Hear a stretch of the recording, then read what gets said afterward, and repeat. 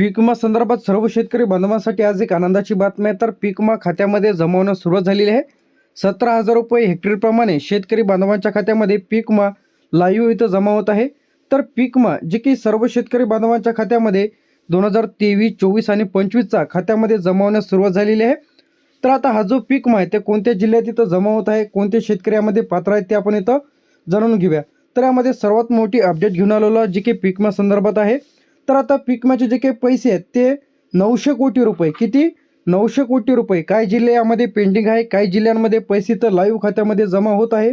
तर आता यामध्ये जे काही पीक विमा योजनेअंतर्गत 2023, 24 आणि 25चा बरेच दिवसांपासून रखडलेला पीक विमा जे की इथं 17,000 रुपये, किती 17,000 रुपये हेक्टरप्रमाणे 900 कोटी रुपये निधी इथं वाटप सुरू झालेलं आहे जे की या जिल्ह्यांमध्ये। तर आता यामध्ये कोणते जिल्हे आहेत ते पाहण्यासाठी सर्वप्रथम तुम्हाला हा व्हिडिओ शेवटपर्यंत बघावं लागेल। आता सर्वप्रथम तुम्हाला पीक विमा किती मिळणार आहे ते आपण इथं जाणून घेऊया। तर यामध्ये किमान नुकसान भरपाई किती मिळणार आहे, 8,000 रुपये, किती 8,000 रुपये। त्यानंतर सर्वसाधारण भरपाई इथं तुम्हाला मिळणार आहे 12,000 रुपये, तर किती मिळते 12,000 रुपये। त्यानंतर कमाल भरपाई इथं मिळते 17,000 रुपये हेक्टरप्रमाणे। त्यानंतर सर्व जिल्ह्यातील जे काही जास्तीत जास्त भरपाई 20,000 रुपये प्रमाणे इथं देण्यात येते। तर आता यामध्ये कोणते जिल्हे पात्र आहेत व कोणत्या शेतकरी बांधवांच्या खात्यामध्ये पैसे 2023, 24, 25चे पीक विमा इथं मंजूर होऊन वाटपास यामध्ये 8,000, 12,000, 17,000 आणि 20,000 याप्रमाणे शेतकरी बांधवांच्या खात्यामध्ये पैसे इथं येत आहेत। तर यामध्ये कोणकोणते जिल्हे आहेत ते आपण इथं बघणार आहे। तर आता सर्वप्रथम यामध्ये अमरावतीमध्ये लाईव्ह खात्यामध्ये पैसे इथं जमा होत आहे। तर यामध्ये 12 ते 17,000 रुपये हेक्टरप्रमाणे सर्व शेतकरी बांधवांना किती मिळणार आहे, तर 17,000 रुपये या हेक्टरप्रमाणे इथं पैसे मिळणार आहे। तुम्ही जर आपल्या सरकारी योजना त्याचप्रमाणे फ्युचर इन्फॉर्मेशन टेक यूट्यूब चॅनलवरती तुम्ही जर पहिल्यांदा आले असेल तर चॅनलला सबस्क्राईब करून ठेवा। अकोल्यामध्ये सुद्धा लाईव्ह खात्यामध्ये पैसे इथं जमा होत आहे 10 ते 15,000 रुपये या हेक्टरप्रमाणे। बुलढाण्यामध्ये वाटपसुद्धा सुरू झालेलं आहे, यामध्ये 9 ते 12,000 रुपये याप्रमाणे मिळत आहे। त्यानंतर येथे आपला वाशिममध्ये सुद्धा सुरू झालेला आहे, यामध्ये 11 ते 14,500 रुपये याप्रमाणे पैसे जमा होत आहे। यवतमाळमध्ये सुद्धा वाटप सुरू झालेलं आहे, यामध्ये 13 ते 17,000 रुपये याप्रमाणे पैसे जमा होत आहे।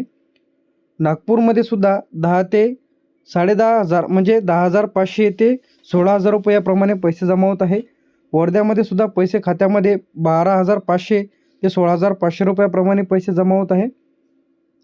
चंद्रपूरमध्ये 9,000 ते 14,000 रुपयाप्रमाणे पैसे जमा होत आहे।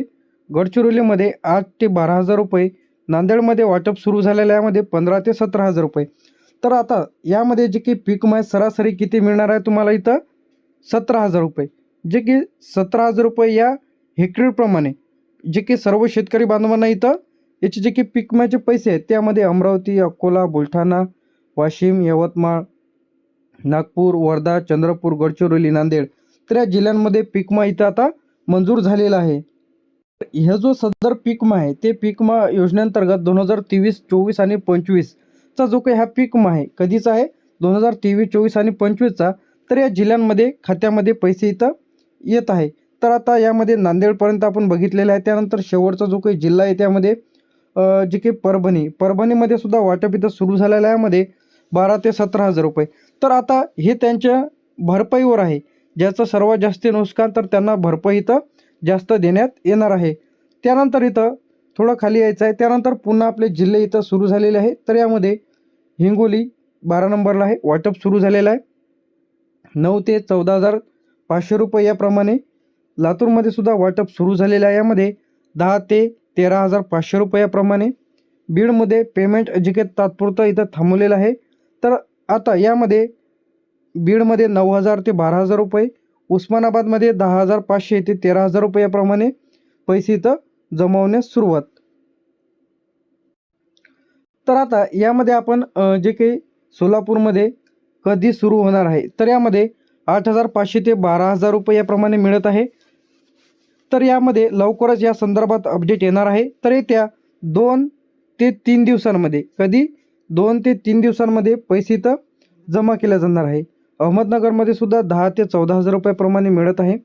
नाशिकमध्ये फायनल जे की पेंडिंग फायनल आहे, म्हणजे या जिल्ह्यांमध्ये काय आहे अधिक आहे इथं टाईम लागणार आहे। जे की नाशिक, धुळे, जळगाव, जालना, तर हे काही जिल्हे आहे, हे जिल्हे पेंडिंगमध्ये आहे. तर या जिल्ह्यांमध्ये इथं टाईम लागणार आहे. तर आता यामध्ये सर्वप्रथम नाशिकमध्ये 11,000 ते 16,000 रुपयाप्रमाणे मिळत आहे.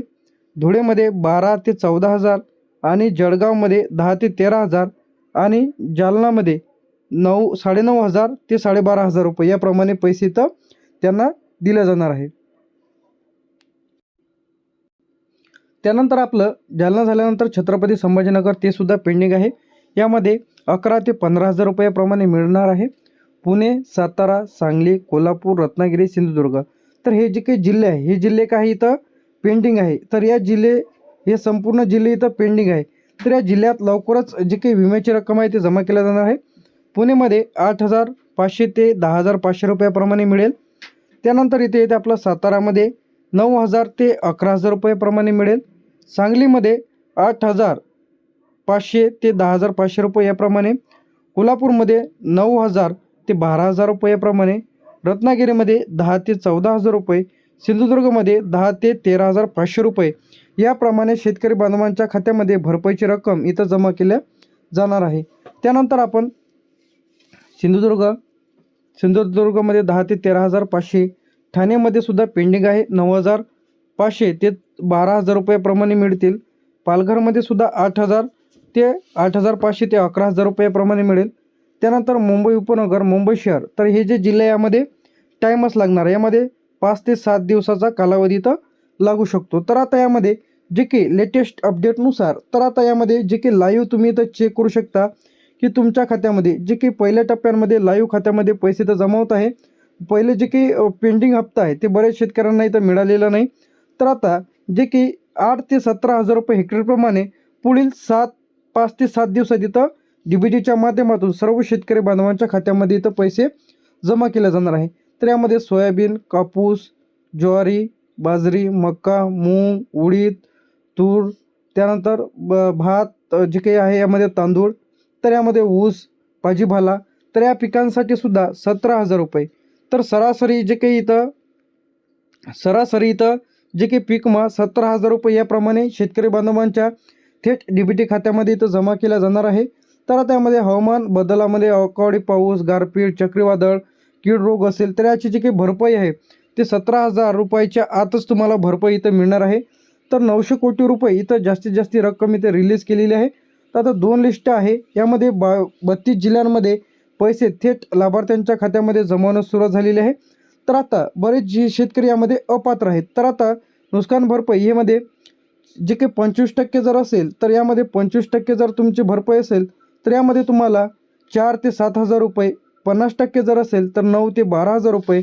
75% जर असेल तर 13 ते 17,000 रुपये आणि 100% जर इथं हे असेल तर तुम्हाला मिळणार आहे 18 ते 20,000 रुपये. तर सरासरी इथं तुम्हाला 17,000 रुपये याप्रमाणे हेक्टरी जे की इथं पीक विमा हे थेट DBTच्या माध्यमातून तुमच्या आधार बँक खात्यामध्ये पैसे तर पाठवले जाणार आहे.